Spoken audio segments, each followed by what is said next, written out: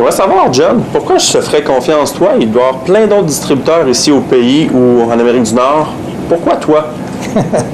Possiblement, c'est parce que c'est une question de chance et puis être à la bonne place au bon moment. Lorsque nous avons commencé en 1999, c'était quelque chose de tout nouveau. On venait de rentrer en Europe, puis on venait de le présenter en Amérique du Nord. Okay. Donc, on était les premiers à présenter ces appareils-là en Amérique du Nord.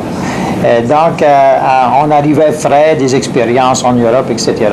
On venait d'être formé par les Russes. J'avais passé 6 semaines avec l'entraîneur russe en charge de la formation mondiale pour l'appareil, qui avait le seul but, c'était de me former moi pour pouvoir former les autres ici en Amérique. Parfait. Fait que tu étais le premier, le pionnier de cette technologie-là ici. Le premier instructeur à faire des cours? J'étais le premier instructeur à faire des cours parce qu'ils avaient pour la documentation en anglais dans le temps. Donc, j'ai pu faire monter des documents de présentation, de formation, ainsi que j'ai écrit les premiers manuels qui n'ont jamais été enregistrés. C'était les premiers manuels sur ces appareils-là. Okay. Niveau 1, niveau 2, niveau 3 et maintenant niveau 4. Fait que vous êtes les deux seuls formateurs autorisés à distribuer ces instruments-là et à les former les gens, les personnes à utiliser le Sénart en Amérique du Nord.